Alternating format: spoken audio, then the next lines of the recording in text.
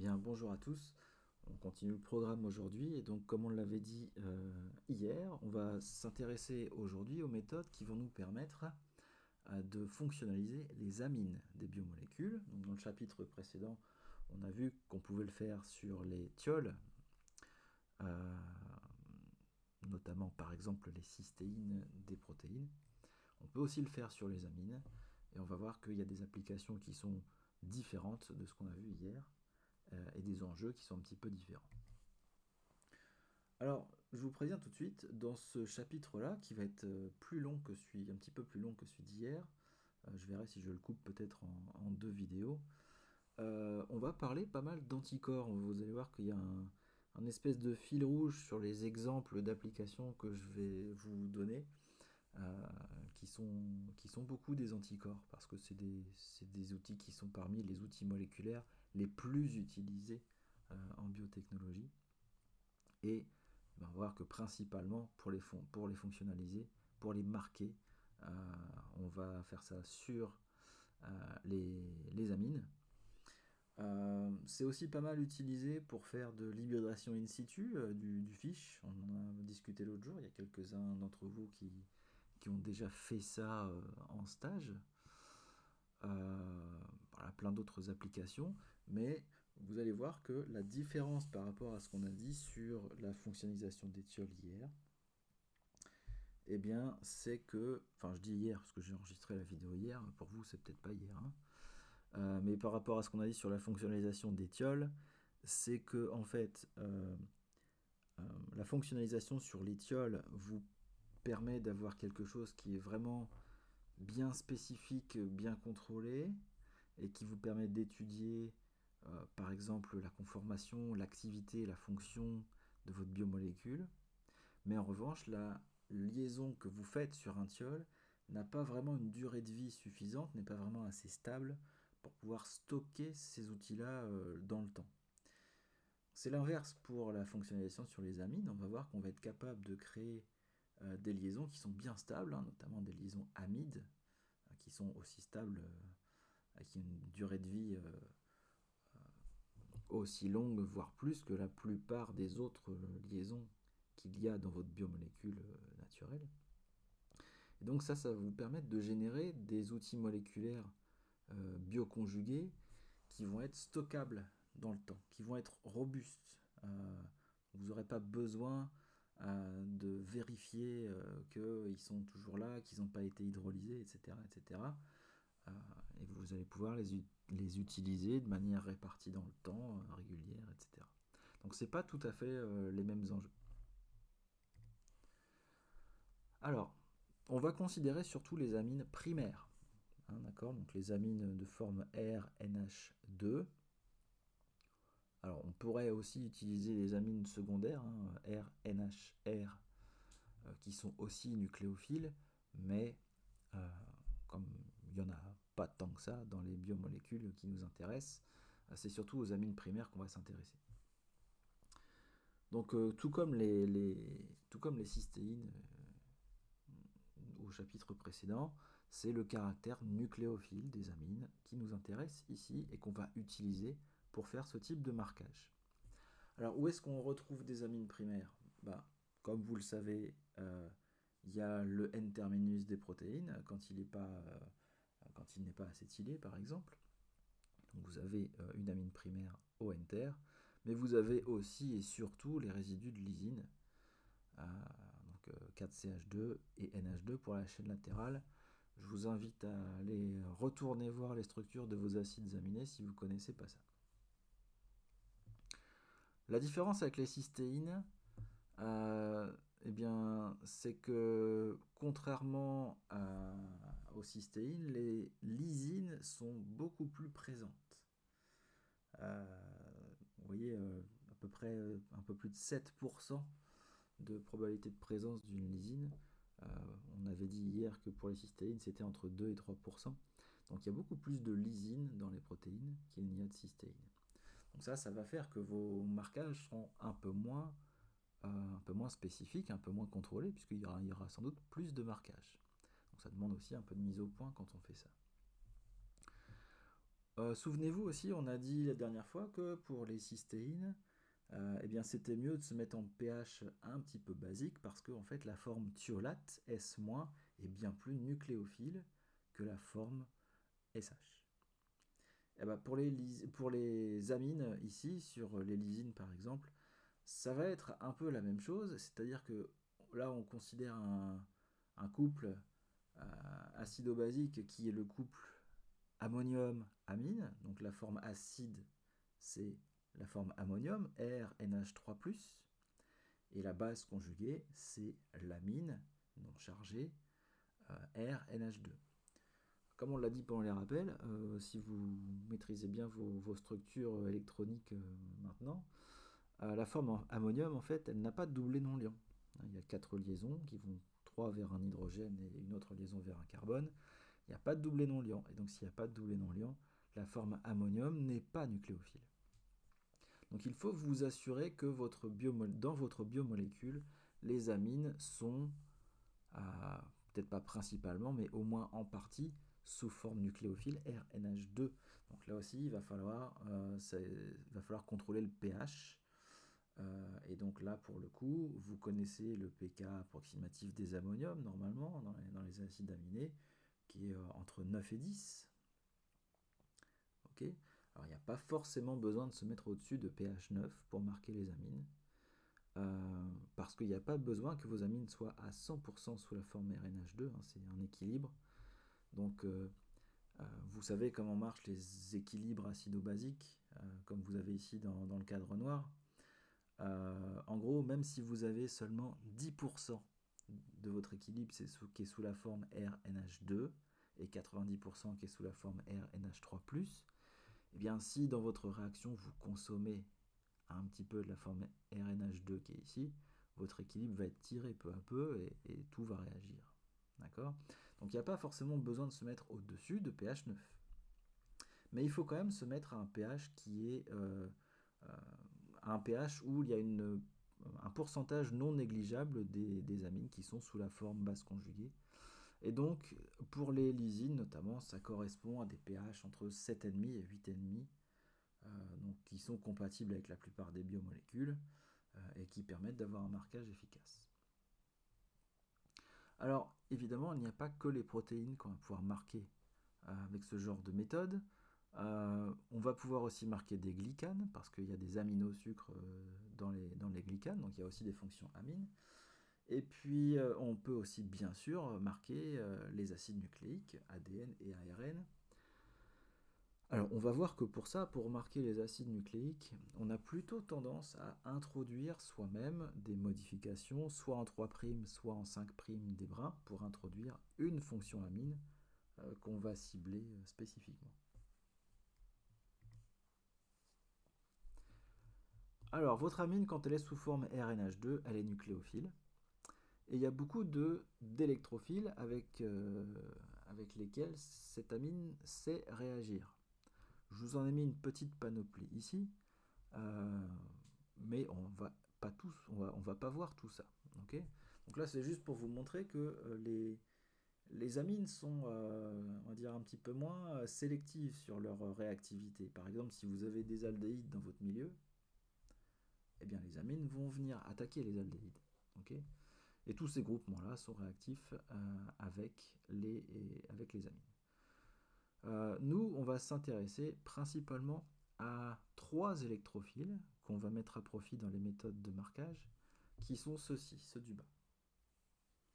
Alors, je vous en ai entouré 3, je vous en ai mis 3 ici, mais en fait, c'est vraiment 2.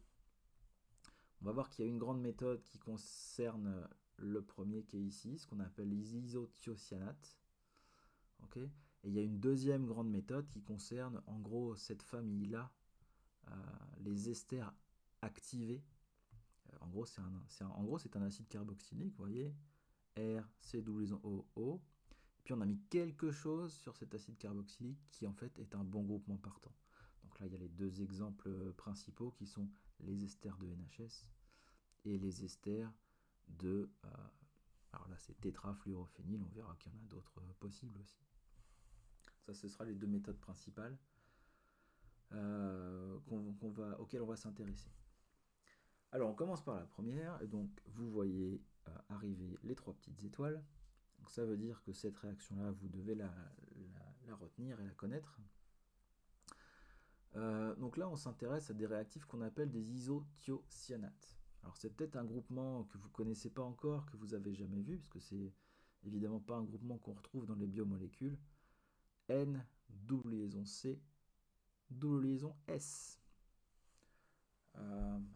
Si ça vous paraît un peu exotique, ne vous inquiétez pas. En fait, c'est exactement, je dis bien exactement, la même réactivité que un carbonyle C double liaison O.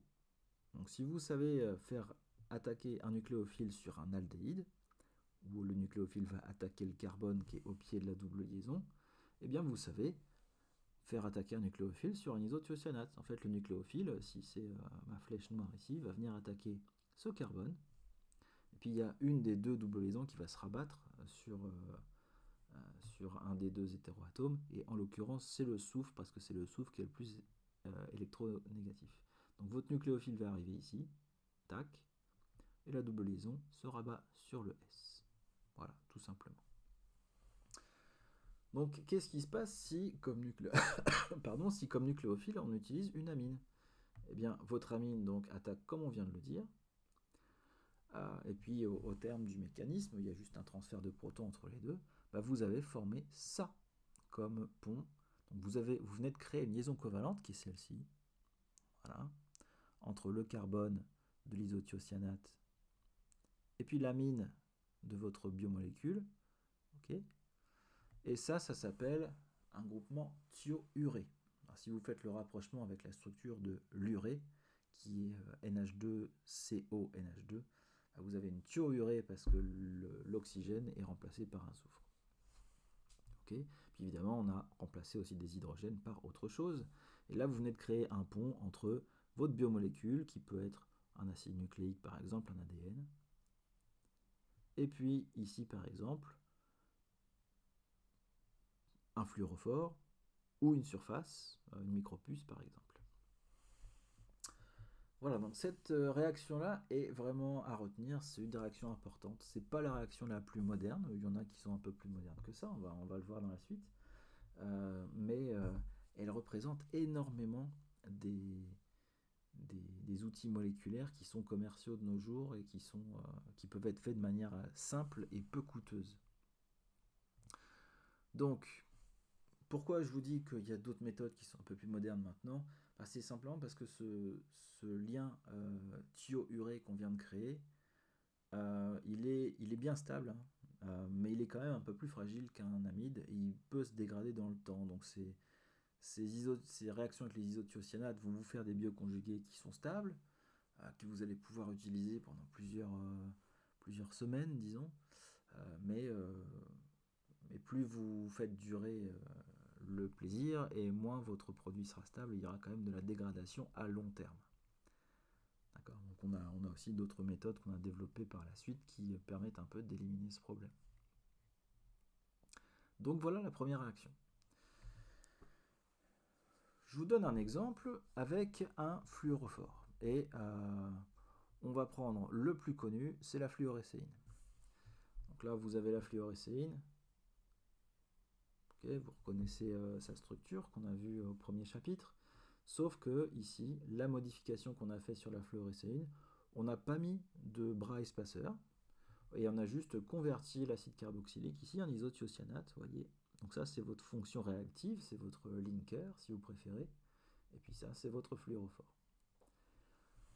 Donc cette molécule-là, elle a pour petit nom fluorécéine isothiocyanate, ou en cours FITC. Et pour ceux qui auraient pu faire ça en laboratoire, en stage, eh bien, quand on commande des anticorps fluorescents, bien souvent, ce sont des anticorps où vous avez le nom de l'anticorps et puis FITC. C'est pas le meilleur des fluorophores, mais comme c'est un des moins chers et des plus faciles à introduire sur un anticorps, eh bien souvent c'est la première option qui est prise. Je vous donne un autre exemple avec le TRITC, qui est simplement à peu près la même chose, sauf qu'au lieu de prendre la fluorescéine, on prend une rhodamine. Donc là, c'est la tétraméthylrhodamine. Donc tétraméthylrhodamine pour TR et ITC pour isothiocyanate. Donc là aussi, c'est le même genre d'outil, sauf que simplement c'est un autre fluorophore qui a des longueurs d'onde un petit peu plus vers le rouge, comme vous voyez ici. Donc ces dérivés isothiocyanate, ils sont très souvent utilisés pour marquer les anticorps. Et ces deux exemples-là sont très populaires, en particulier le FITC. Donc pour le coup, alors c'est pas le seul type d'anticorps évidemment, hein, mais vous savez d'ailleurs sans doute beaucoup mieux que moi ce qu'est un anticorps. Mais au cas où quand même, je vous remets un petit rappel ici. On va s'intéresser principalement pour les exemples dans notre cours ici aux immunoglobulines G. Donc 2 chaînes lourdes, 2 chaînes légères, comme vous avez ici. 2 sites de binding à l'antigène qui sont situés là et là. Donc ça c'est symétrique. Ok. Et puis, je vous le dis maintenant, parce qu'on ne va pas en discuter pendant le cours, mais on aura l'occasion d'en rediscuter pendant les TD sur un des articles qu'on va regarder. Ces chaînes sont maintenues entre elles par des liaisons faibles, okay, donc des liaisons électrostatiques, des liaisons hydrogènes, etc., etc., mais aussi par certains ponts disulfure qui sont représentés ici en noir. Okay, donc notamment, si vous vous demandez pourquoi on n'applique pas les méthodes d'hier pour marquer un anticorps. Alors on peut le faire dans certains cas, mais dans la plupart des cas, ça va vous poser un problème parce que si vous réduisez vos ponts disulfure pour générer des cystéines libres, eh bien vous allez affaiblir la structure de votre anticorps puisque les chaînes légères ne seront plus vraiment maintenues aussi fortement avec les chaînes lourdes. Et les 2 chaînes lourdes ne seront plus forcément maintenues aussi fort entre elles. Donc on choisit de marquer un anticorps sur les lysines ici. Et si on regarde la structure d'un anticorps, il y a, alors je ne sais plus combien d'acides aminés, peut-être à peu près 400. Enfin ça dépend des anticorps, mais au moins 400, 400, 500 acides aminés dans un anticorps, voire plus que ça. Par chaîne, je crois, enfin, à vérifier. Je vous laisserai vérifier ça par vous-même d'ailleurs. Et en moyenne, sur un anticorps complet, vous avez à peu près 80 à 90 lysines que vous pourriez imaginer marquer. Ok ? Sauf que vous connaissez la structure des protéines. Tous les acides aminés ne sont pas exposés à la surface. Hein. Certains sont dans le cœur de la protéine et donc sont beaucoup moins accessibles aux solvants et donc ne sont pas forcément faciles à faire réagir. Sur ces 80-90 lysines, il y en a entre 20 et 30 par anticorps en général que vous pouvez espérer marquer. Okay, donc 20 et 30, entre 20 et 30, ça peut vous paraître bien, mais en fait, il va quand même falloir optimiser vos méthodes de marquage parce que ça peut être rapidement trop. Donc je vous ai fait un petit schéma ici où vous voyez en vert, vous avez un pathogène. Donc là, typiquement, en ce moment, on va dire que ce pathogène, c'est le Covid. Hein, c'est ce qui parle. On va reprendre notre exemple. Donc vous avez le virus qui est ici, et puis un antigène qui est reconnu par un anticorps. Et puis, quand le virus entre dans le corps, si la personne est déjà immunisée, eh bien, les anticorps vont reconnaître l'antigène en question. Bon, très bien, c'est comme ça que marche le système immunitaire, de manière très très simplifiée forcément. Mais si vous prenez vos anticorps et que vous les marquez, et que vous avez 20 à 30 lysines, si vous avez marqué votre anticorps sur quelques positions, comme vous avez ici, ça ne va pas forcément poser problème. Votre anticorps va toujours reconnaître correctement le virus, et il va donc garder sa fonction, garder son activité. Le problème, c'est que si vous chargez trop votre anticorps en fluorophore, donc là vous avez ici un exemple, eh bien vous allez complètement modifier ses propriétés physico-chimiques. Quand je parle de propriétés physico-chimiques, je parle de de solubilité. Je parle de lipophilie, parce que les fluorophores sont en général des structures polycycliques assez apolaires. Enfin voilà, vous modifiez complètement les propriétés de cet anticorps, et puis en plus, si vous avez vraiment pas de chance, vous avez des fluorophores qui vont être carrément dans le site de reconnaissance de votre anticorps, et donc il sera plus capable de fonctionner correctement, voire il fonctionnera plus du tout, et il pourra plus reconnaître l'antigène en question. Donc en général, on considère qu'en moyenne, il faut avoir moins de 10 fluorophores par anticorps, si on marque un anticorps. Et on a tendance à dire même aujourd'hui que moins on en a, mieux c'est, et que si on peut faire une modification site spécifique où on a juste une lysine qui est marquée, c'est mieux. Voilà. Alors, ces réactions, en fait, quand vous allez marquer un anticorps, vont pas vous mener à une solution homogène d'un anticorps qui porte, on va dire, 5 fluorophores. C'est pas du tout ça, hein, c'est pas du tout une solution où vous aurez des millions de molécules qui portent juste 5 fluorophores et c'est tout. Quand vous faites ce genre de marquage, vous allez générer un mélange qu'on appelle polydisperse.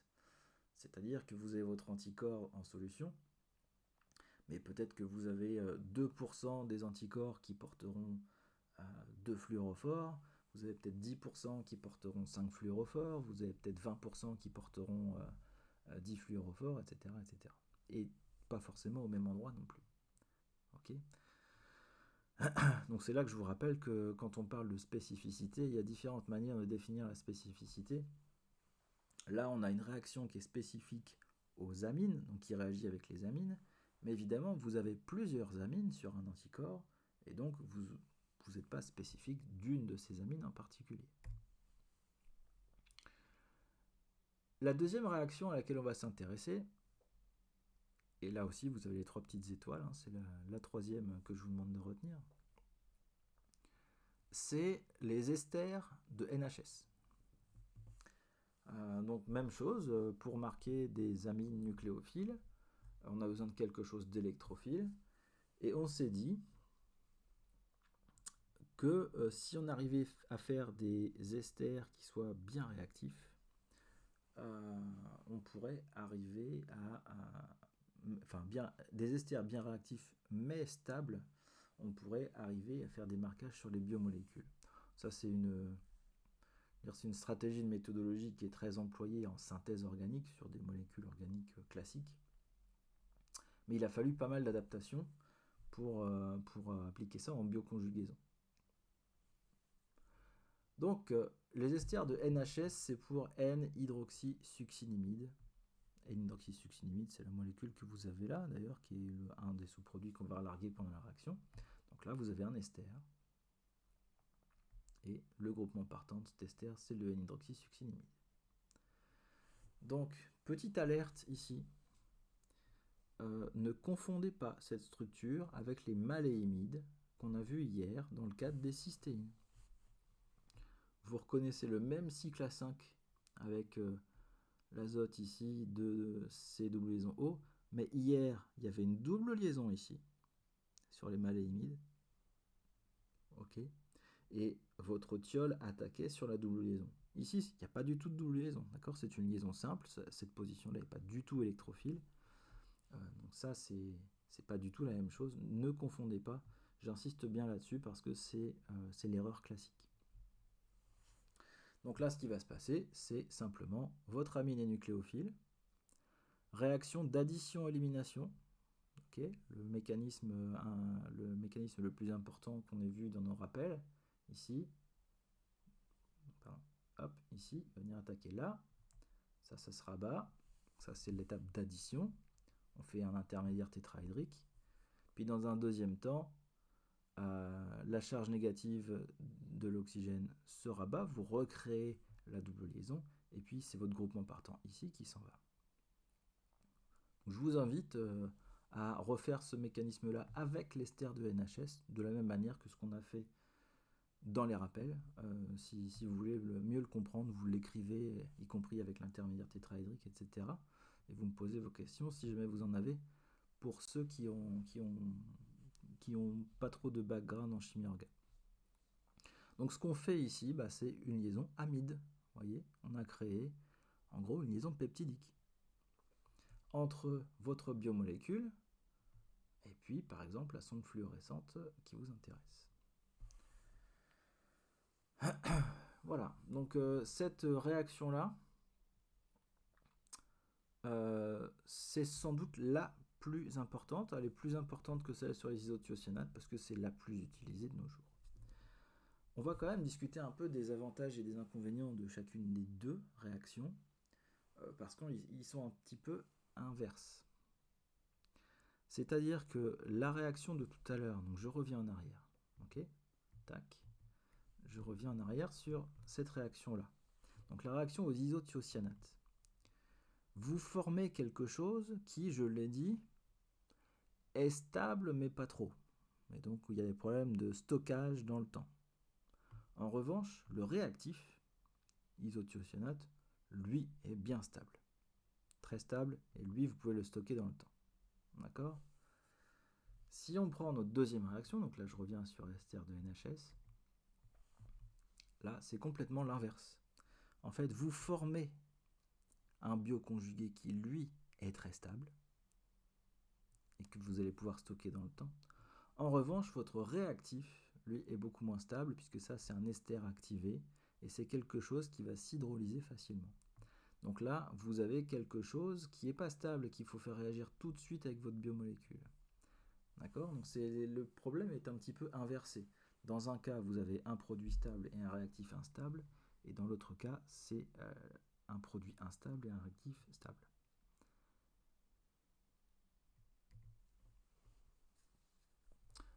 Donc comme je viens de le dire, cette réaction aux esters de NHS, c'est de loin la plus utilisée aujourd'hui. Comme les réactifs esters de NHS sont pas stables et sont susceptibles à l'hydrolyse, eh bien ce qu'il faut faire en général, c'est les générer fraîchement juste avant de marquer votre biomolécule. Donc ça, c'est une solution. C'est très simple à faire, mais bon, c'est une étape de chimie et tous les laboratoires ou toutes les boîtes sont pas forcément équipés ou n'ont pas forcément les compétences pour faire ça. Même si cette activation-là est très simple à faire, hein, il suffit de la faire une fois pour comprendre.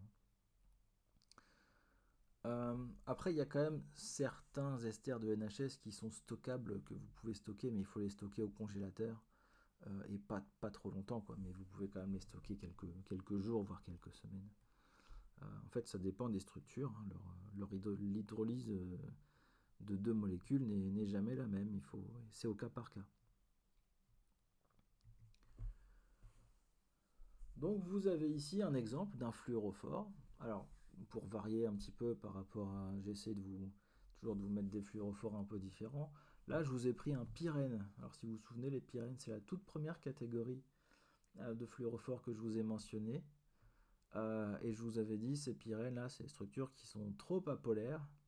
Il faut les décorer. Donc ici, vous avez des sulfonates, des sulfonates, pardon, vous en avez 3 qui rendent cette structure assez soluble dans l'eau pour être utilisée en biologie.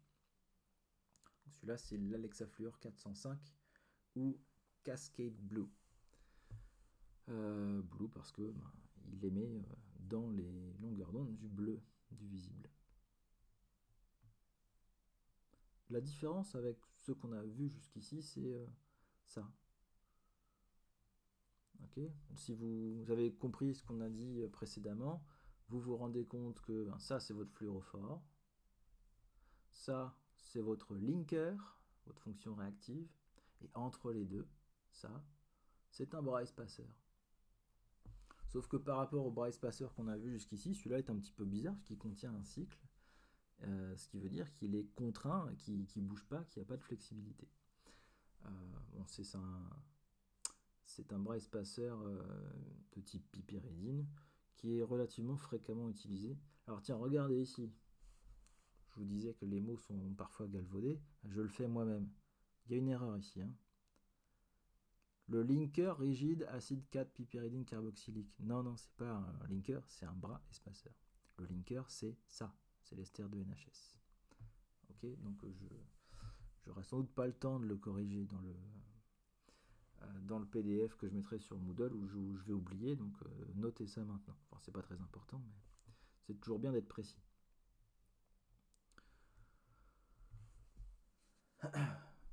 Alors, ces esters de NHS peuvent avoir un autre problème que la stabilité parfois, c'est que dans certains cas, ils sont trop apolaires et donc ils ne sont pas assez solubles dans l'eau, ce qui fait qu'on a du mal à les faire réagir avec une biomolécule. Dans ces cas-là, la solution première, c'est simplement de faire la réaction avec la biomolécule avec un cosolvant organique, c'est-à-dire dans un mélange eau méthanol par exemple, ou eau DMSO. Voilà. Rajouter un solvant organique qui va améliorer la solubilité du réactif. Mais bon, c'est pas toujours possible de faire ça. Ça dépend de la nature de la biomolécule que vous utilisez, ça dépend de l'application que vous faites, parce que si vous voulez faire votre réaction dans un système qui est vivant, évidemment vous n'allez pas pouvoir mettre 50% de méthanol ou même 10% de DMSO, ça ne va pas être possible. Donc ça dépend des contextes. Donc c'est pas toujours possible d'ajouter un solvant organique. Et donc dans ce cas-là, on prend ce qu'on appelle des sulfo-NHS. Alors ça c'est un peu plus récent, ça c'est même vraiment très récent. Il y en a relativement peu qui sont commerciaux à nos jours, mais c'est disons que dans les années à venir, ça va se démocratiser sans problème. On a juste rajouté un SO3- ici, vous voyez, de manière toute simple. Ça améliore la solubilité dans l'eau. Donc si vous voyez sur le site d'un fournisseur le nom d'un fluorophore sulfo-NHS, bah, vous savez que c'est un ester de NHS, mais qui a une solubilité dans l'eau bien améliorée. Vous voyez, je vous ai mis aussi un autre exemple ici, où c'est pas du tout un cycle A5 comme le NHS, mais c'est un cycle aromatique. En fait, c'est exactement le même principe. Pourquoi on a pris les esters de NHS ? Parce qu'on s'est rendu compte que ça marchait. Mais il y a quand même quelques problèmes avec les esters de NHS. Notamment le fait que, comme on l'a dit, l'hydrolyse de ces esters de NHS est assez rapide.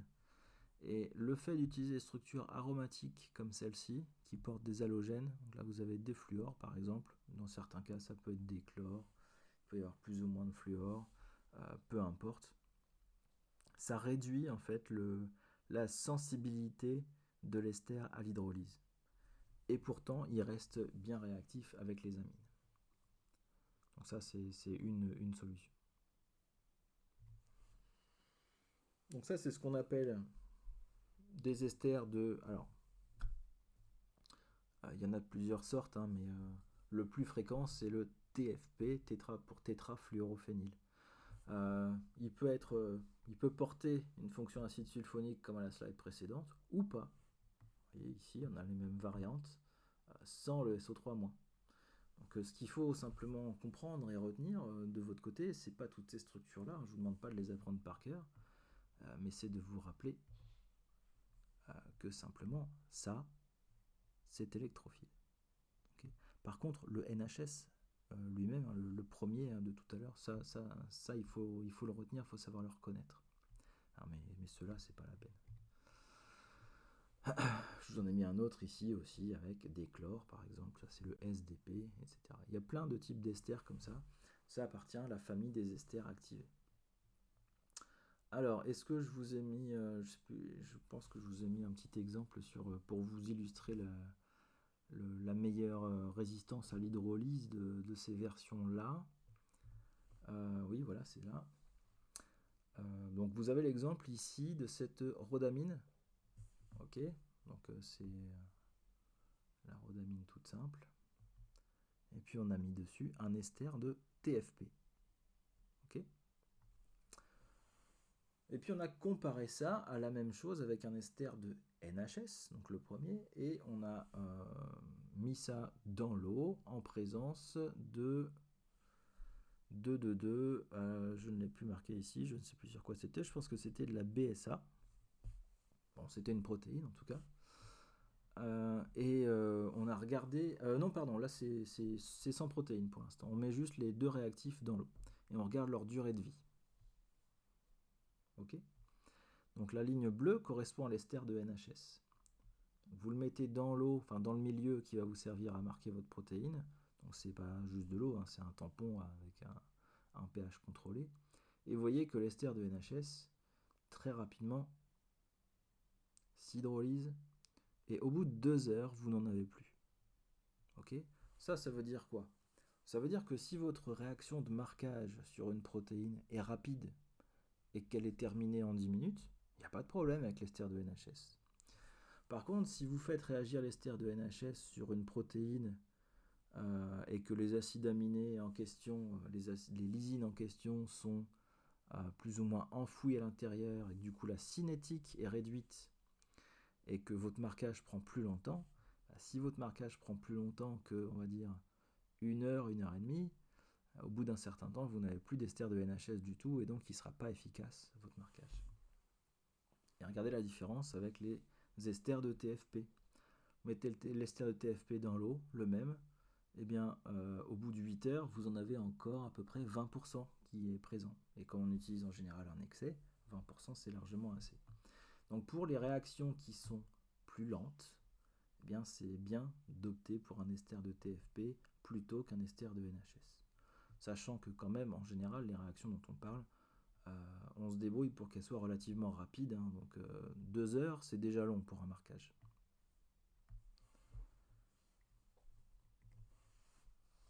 Alors, un petit exemple pratique, on va dire, pour vous montrer comment on fait et que ça reste relativement simple en termes de manip. Hein. Si vous étiez en TP, il vous suffirait d'avoir le même matériel basique que d'habitude pour générer un anticorps fluorescent. Donc, on a choisi ici, je vous prends un anticorps, alors choisissez celui que vous voulez. Et puis je vous prends un fluorophore qui est la Cy5, okay, une cyanide fonctionnalisée avec un ester de NHS. La première étape ici, donc c'est un protocole réel, hein, on pourrait le faire en TP. Donc on dissout d'abord l'anticorps dans un tampon. Okay, donc là on prend du NaHCO3 qu'on met à pH 8, 8,5 et on fait une solution à 50 millimolaires. Vous voyez, c'est quand même une relativement haute concentration, puisqu'on est en train de fabriquer un outil hein, dans une solution pure. Donc voilà. On prend cet anticorps, on fait une solution à 50 millimolaires. Non, pardon, c'est le tampon qui est à 50 millimolaires. On fait une solution à 10 mg par millilitre en cet anticorps. Dans un autre récipient, on fait une solution de notre fluorophore, cette fois dans le DMSO. Alors certainement parce que ce fluorophore-là a une solubilité limitée dans l'eau. Okay, donc on met le fluorophore dans le DMSO, concentration 1 mg par millilitre, donc beaucoup plus faible ici. Okay.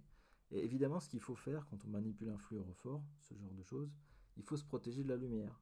Donc soit vous avez une chambre noire, mais bon ça c'est assez rare dans les laboratoires d'utiliser une chambre noire pour faire ce genre de manip, soit tout simplement vous mettez une protection autour de la verrerie. Cette protection, ça peut être tout simplement du papier aluminium. Okay, vous entourez votre récipient de papier aluminium. Alors en l'occurrence, la solution de fluorophore, on la met dans une ampoule à addition, okay, ou dans une seringue, et puis on va commencer à ajouter goutte à goutte la solution B à la solution A. Okay, donc on fait ça, on ajoute lentement, goutte à goutte, et puis ensuite on attend, on laisse réagir. Alors là on laisse réagir 2 heures. Et si on prend un ester de NHS, c'est vraiment la grande limite, hein, mais voilà, ça ne coûte rien d'attendre jusqu'au bout des 2 heures si on a le temps. Et puis ensuite, qu'est-ce qui se passe? Si vous faites ça, votre ester de NHS va réagir avec votre anticorps sur les lysines. Vous allez donc avoir une solution qui va être un mélange avec des anticorps qui sont marqués, et puis des fluorophores en solution qui ne sont pas sur un anticorps. Okay, soit qui sont hydrolysés, ou soit qui ne sont pas encore hydrolysés, mais peu importe. À ce moment-là, il vous suffit de faire une rapide étape de purification. En général, on fait plutôt un gel d'exclusion, une chromato par gel d'exclusion. Je pense que vous savez ce que c'est. Si jamais vous ne savez pas ce que c'est, posez-moi la question. On peut aussi faire ça par dialyse, tout simplement. Alors là, je vous ai mis ici un petit schéma pour montrer la dialyse. Je pense que vous devez aussi savoir ce que c'est. Bon, après, peu importe la méthode de purification que vous utilisez, pour ce genre de manip-là, la dialyse est plutôt pas mal adaptée puisque vous avez simplement deux espèces. C'est une protéine marquée et puis une petite molécule. Donc si vous utilisez une dialyse avec une membrane qui laisse passer les molécules en dessous de 1000 Dalton et qui garde le reste, ça va très bien marcher.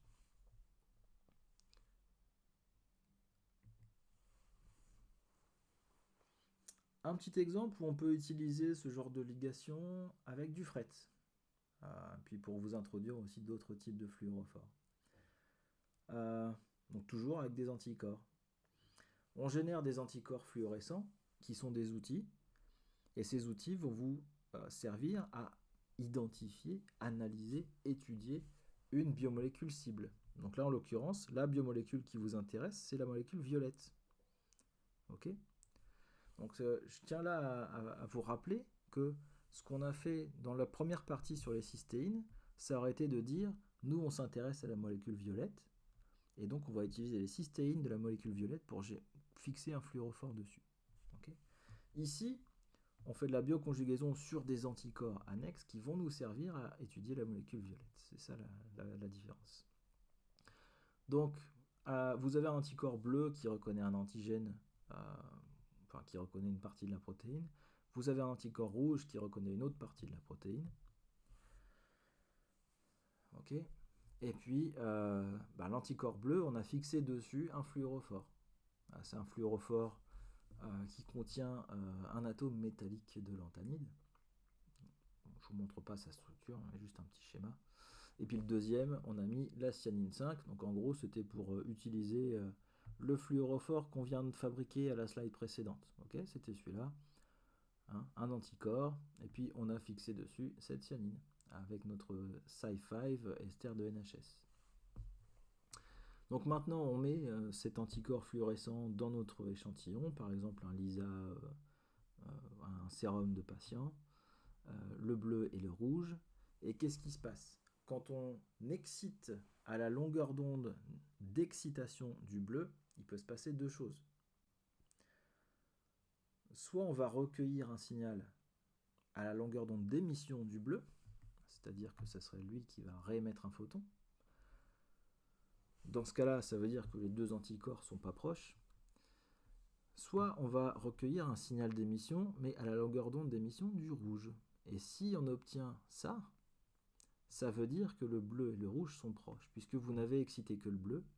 Et donc si vous avez un signal d'émission dans le rouge, ça veut dire que le bleu a transmis son énergie, son excitation, si vous préférez, au rouge par fret. Et que si c'est donc le cas, ça veut dire que ces deux anticorps sont très proches dans l'espace et qui sont donc fixés tous les deux sur leur protéine. Donc si vous avez un signal en fret ici, ça veut dire que votre protéine est présente et qu'elle est dans une certaine conformation qui permet aux deux anticorps d'être proches. Ok, donc voilà un petit exemple où on peut utiliser ce genre d'outil anticorps fluorescent. Bon, il y en a plein d'autres. Hein. Alors je vous montre une troisième réaction. Celle-là, je ne vous demande pas de la retenir. Vous voyez, il n'y a pas les étoiles, mais voilà, si jamais vous la voyez, vous saurez la reconnaître. C'est ce qu'on appelle les imidoesters. Alors je ne vous demande pas de la reconnaître parce que celle-ci est un petit peu dépassée maintenant. Ce qu'on appelle un imidoester, c'est ça. Donc, vous connaissez la structure d'un ester, c'est COO, CH3. Imidoester, c'est simplement, on a remplacé l'oxygène ici par un azote. Donc, vous avez un NH. Alors ne me demandez pas pourquoi ils ont pensé à utiliser ça à l'époque, mais toujours est-il que ça marchait. ça marche toujours, mais la raison pour laquelle on a un peu laissé tomber dans pas mal de cas cette méthode-là, c'est parce que là, pour le coup, il y a quand même besoin d'un pH qui soit plus basique que les deux réactions qu'on a vues précédemment. Donc il faut se placer dans un tampon à pH au moins 9, en général un tampon borate. Et voilà ce qu'on forme, c'est pareil, le même mécanisme que celui dont on a parlé jusqu'ici. Addition-élimination, donc votre amine nucléophile va venir attaquer ce carbone électrophile. Addition, et puis élimination du méthanol ici. Okay, on forme un lien amidine. Pourquoi je vous mets quand même cette réaction-là?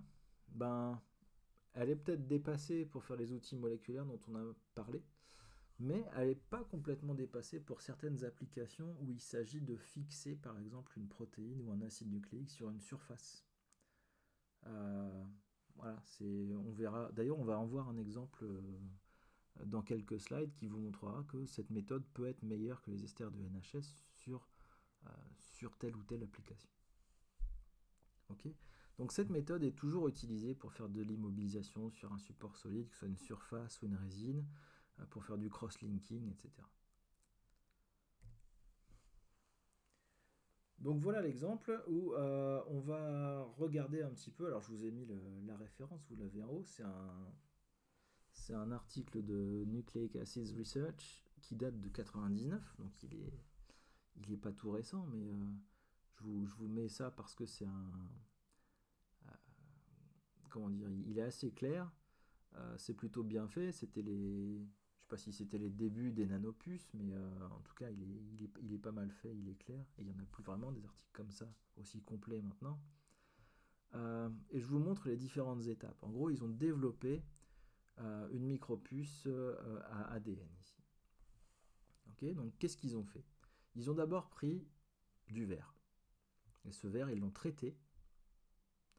Ils l'ont traité pour générer des fonctions amines que vous avez ici. Donc ça c'est tout simple, hein. C'est simplement on prend du verre, on applique un traitement à l'ammoniac, etc. Et on génère des fonctions amines sur les silanols du verre. Ensuite, ils ont fait un traitement de surface de ce verre avec du chlorure d'acryloïl pour générer ça. Donc générer cette double liaison. Et puis, enfin, ils ont fait une addition de Michael avec cette amine-là, ici. Ça a généré cette chaîne. Et puis ça, ils ont répété, et ils ont répété avec des structures qui sont branchées. C'est-à-dire que c'est avec des structures qui ne sont pas juste linéaires, mais des structures branchées. Donc c'est le même type d'étape ici, tac, mais avec une structure branchée, et on recommence et on recommence. Je ne vous détaille pas tout ça, et je ne vous demande pas bien sûr de retenir tout ça, c'est de la chimie organique. Mais je vous le montre quand même parce que c'est intéressant.